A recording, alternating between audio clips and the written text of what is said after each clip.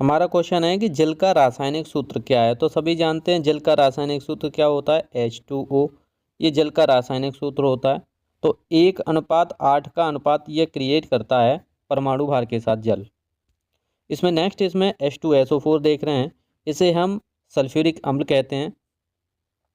यहाँ HCl है, ये हाइड्रोक्लोरिक एसिड है। ये हमारे शरीर में आमाशय में आपको देखने को मिलता है। नेक्स्ट हमारा क्वेश्चन है कि रेडियो धर्मता की खोज किसने की थी। तो रेडियो धर्मता की खोज है वो हमारी हेनरी बैकरेल के द्वारा की गई थी। वायुमंडल में सबसे अधिक मात्रा में कौन सी गैस पाई जाती है, हमने इसके बारे में डिस्कस किया है। वायुमंडल में सबसे अधिक 78% है वो नाइट्रोजन होता है। ऑक्सीजन लगभग इसमें 21% क्या होता है, आप बताएंगे ऑक्सीजन होता है।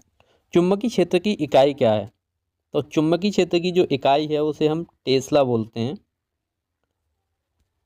नेक्स्ट देखते हैं सबसे हल्की धातु कौन सी है। तो सबसे हल्की जो धातु है वो लिथियम सबसे हल्की धातु मानी जाती है। और जो ओस्मियम होता है, आपको याद रखना है, जो ओस्मियम होता है ये ओस्मियम सबसे भारी धातु इसको बोला जाता है।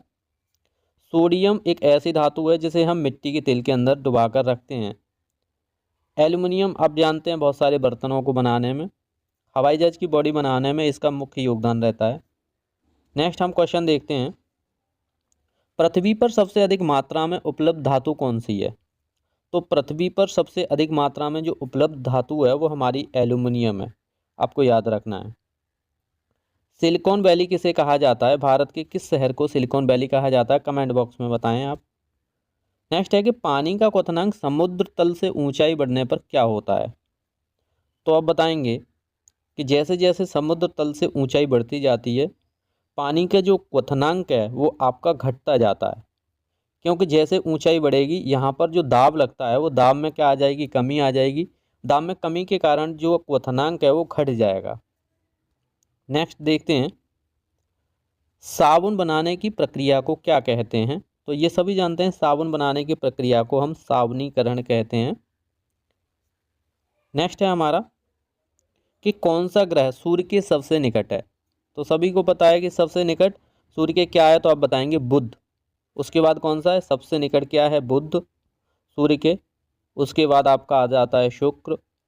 शुक्र के बाद क्या आता है आपका, पृथ्वी आती है। तो ये क्रम आपको याद रखना है।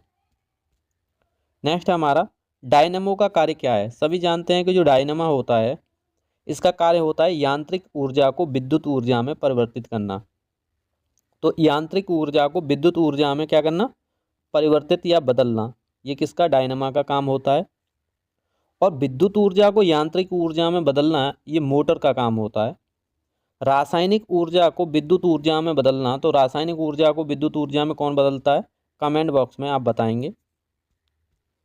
नेक्स्ट है हमारा शरीर में इंसुलिन का निर्माण किस अंग में होता है।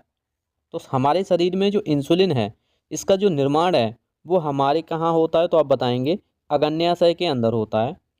गुर्दा जिसे किडनी कहते हैं, इसका काम ब्लड का फिल्ट्रेशन करना होता है।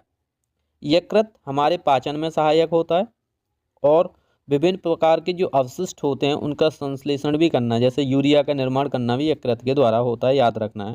प्लीहा स्प्लीन के बारे में आपको बताना है, क्या जानते हैं स्प्लीन के बारे में। विद्युत बल्ब का फिलामेंट किससे बना होता है। तो ये एक सिंपल सा क्वेश्चन है। विद्युत बल्ब का जो फिलामेंट है वो टंगस्टन, इसका सिंबल क्या होता है, डब्लू। डब्लू किसका सिंबल होता है, तो आप बताएंगे टंगस्टन। तो फिलामेंट किसके बना होता है, विद्युत बल्ब का। सिंबल तांबा को Cu कॉपर कहते हैं, एल्युमिनियम Al होता है। सिंबल आपको याद रखना है। टंगस्टन डब्लू बताई दिए। चांदी क्या होता है, Ag, सिल्वर इसको बोलते हैं। लैटिन भाषा में इसको अर्जेंटम बोलते हैं। नेक्स्ट देखते हैं परमाणु के केंद्र में क्या होता है।